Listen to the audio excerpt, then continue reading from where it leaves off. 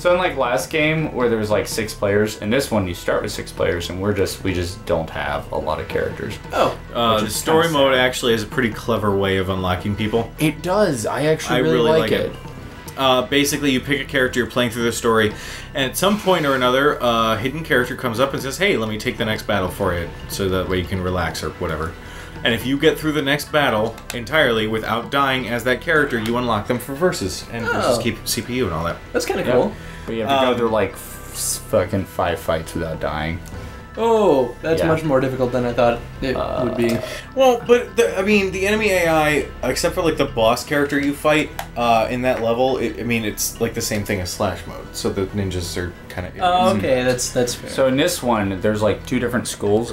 Do you remember what they're called? Naru Kagami and the Shinto. What he said. So there's 2 different schools. And if you're part of this school, right? If you're part, like I'm part of this school, whatever it is, Shinto. Yeah, and so I can't use. I can use the Yari, but I can't use the Naginata over there.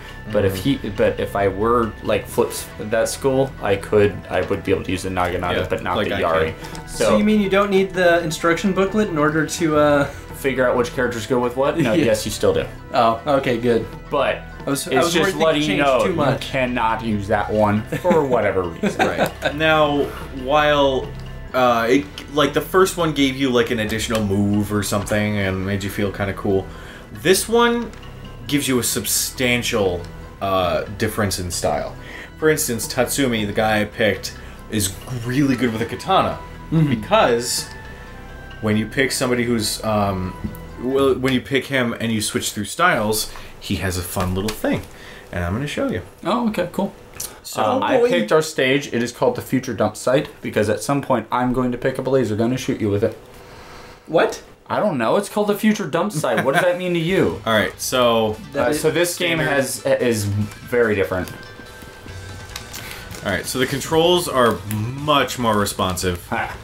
There's actually just a jump button now. Square is just square to cycle through stances. So this is mid, the one earlier was high, and also because he's using a katana, I can get a second fucking sword. Oh, shit! And something else that was kind of fun, you know how people throw things? Here, I'm just going to back up so I don't actually kill you. Oh, wait, shit. That's jump, which looks crazy. Yeah, jumping is way more intense in this game, too. You, trying to remember how to... Ah! Oh, God. Whoa. So, yeah, there it is. There it is. Oh! You said you weren't trying to kill me! So, like that 90% of the sword went through you. Yeah, I just died there. Alright, so only throwing swords was actually a viable... with curved blades. So so this one has a few notable differences. Number 1, there is no parry button anymore. Oh, really? Yeah, you just attack, and you will parry with that attack. Ah, that's nice. We're just parrying off each other, and I died. But we're parrying off each other, and now there used to be 3 attacks. There's a triangle, circle, X, and it would be like a high attack, mid attack, low attack. Now there's only a high attack and low attack with the circle and the X, and triangle just doesn't do anything anymore. They literally just streamlined it and made it kind of I'm freaking out. What's the jump button?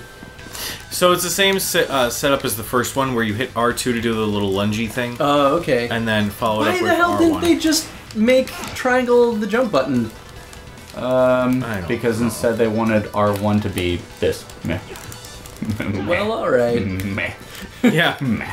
I can't even jump. Damn it, that damn fly. I feel as though that jump is only good for dodging low sweeps.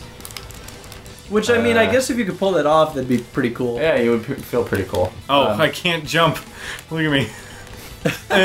Whatever. 2 blades, man. You're way too encumbered. Feel like you're this is how proper samurai fight. And they split off, go over to the like a mile away from each other. No, we have to run side by side now. Wait. The shadow in the distance is very interesting. they keep you right on like the horizon of that shadow, which I find strange. Come here. Because it almost gets hard to see your characters at a certain point. Oh. You Especially died if you're twice. far away. Yeah.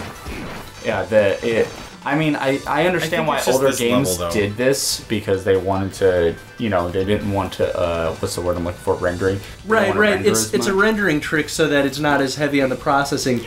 But like, literally, all they needed to do was pull the characters a little bit closer to the camera, and that's then better. that issue is resolved. Mhm. It's like, a little bit of tweaking could have been nice. Yeah, it could have been. I feel like all of the Bushido Blades were quickly put out, but... I mean, if people loved them, then you really... Oh. Nice. Yeah, if you wound his arm, he loses the ability to use the second sword. I mean, it makes sense. Yeah.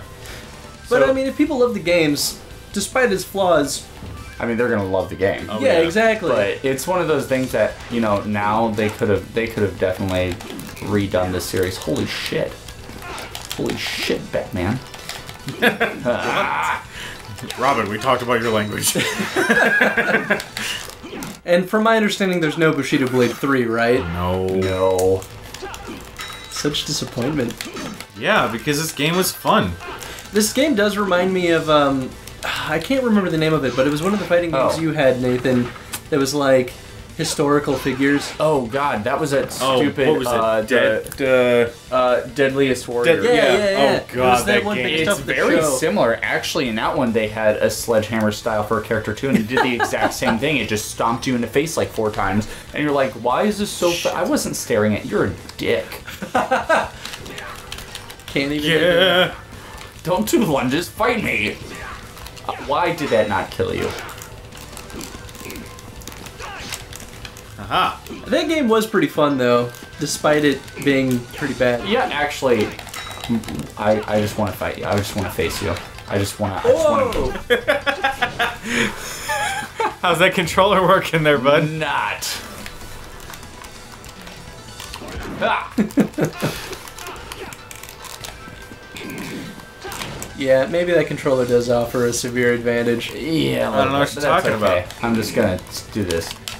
Oh. It works. I'm just gonna. Oh my god. I'm like in the middle, but you're like, there's no way that works. Oh. That makes me wonder if that was a legitimate technique taught with that fighting style. I mean, I don't know if that's really plausible. Like that's if you're- like dancing. That Right? was Yeah. dancing. But like if you're in a big open plain where you're not going to hit any obstacles other than your enemy, I feel like that would be pretty effective. I would not expect I would it. not expect that. Actually, that technique is called a clear. Ah, okay. Wait, no, we already saw it. What did you use? Use I used katana? katana. Okay, time for The broadsword. katana? The katana. Nodachi. My So- name is Kone. Oh. Oh, there's a lot more maps. Castle Roof. Ooh. So, in this one, there's only those 2 attacks, X and circle. And so basically it's a low and a high attack, and if your opponent is attacking with a low attack, and if you attack them with a high attack to basically parry that, it will stun them. However, if they're attacking with a low attack and you use a low attack, then you get stunned. So it's actually about reading your opponent and using the right counter attack on them. Interesting. Oh wow, this is like traditional fighting. Ah! Ah! Yeah, this is pretty cool, actually. Ah! Ah! In the other level, was movement basically restricted to a 2D plane, or could you actually move up and down in the... You could move up and down. Yeah, you could. It just Yeah. wasn't nearly as fluid at all. Oh, my face. Yeah, your face, your chest, all of it. So it was basically like early fighting game kind of moving up and down. Yeah. Fuck this blade. I'm gonna dull it by stabbing it into this roof. Does this level restrict you from moving up and down? Yep. Okay, that's good. It'd be a little silly if you could just fall off the roof and die. This is probably very, like, an homage of... Oh, Jesus. That actually... Oh, Jesus. chest. Throat. Dang. Damn, son. Well, in that sense, this level is actually kind of cool in its Yeah. design. It is cool. It switches things up. It requires... Oh. I don't even know what I just did there. No, you didn't really do much. I just ran into the point of your sword. How are you doing? Oh, wow. I imagine they put a lot of little Easter eggs like that in this. Oh, I meant to jump. I said jump. Whoa. Oh. Oh. We died! Oh, Awesome. fantastic. All right, well, that's it for this episode. You know what? Hold on. You know what? You're right. Oh, that's something we didn't talk about before. What? Oh, yeah. Oh, it goes into a cutscene now? Oh! Are you ready to die? That okay. is a immersion thing. Huh? It's like an immersion. That's pretty cool. Function. So yeah, in the other one, like in the other one too, if you press select, you'll just go down on your knees, and the person has to walk up to you and kill you. Mm-hmm. And if they take too long, I think the game it just like ends. Like the moment you press it, you lose the match. But it's pretty cool. Like if you lose your arm and your leg, you're like I give up. It's actually a throw to Bushido. If you challenge somebody to the death, but then immediately, like through realizing and standing there and studying your opponent, you realize how vastly outmatched you are. There is honor in saying, you know what, I concede. Mm-hmm. And even if you concede in a duel to the death, you still die. But you die with your honor. Man, honor's a big deal. Yep. Yeah. Hell yeah. So anyway. Anywho. Well, honor in the archives. Please bring honor to our family. Alright. In the archives. Alright, so I'm sitting in this BK parking lot, right? Just like chilling out eating because I was going to school and I didn't want to eat inside. I don't really know. But the moral of the story is I was sitting there in my car just chilling out, eating some tater tots or whatever it was. And all of a sudden, I look to my left, and there's this bush that's just like on the side of the parking lot, just like it shakes violently, and I'm like, "What the hell? What the hell is that?" And it shakes, and it goes crazy, and then like 3 of these little birds, like these like finches or whatever, just come flying out, freaking out, and they just fly away. And I'm like, "What the hell just happened?" And I keep watching it, and this hawk like just comes, like jumps out of the bush. He's like, where are they? Where are they? Where the fuckers? I'm gonna get him. Like he had this look on him, and I looked at him, and in that moment, I felt one with him.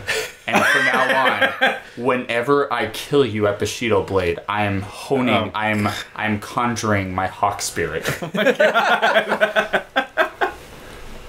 Ever since then, favorite bird. Oh my God.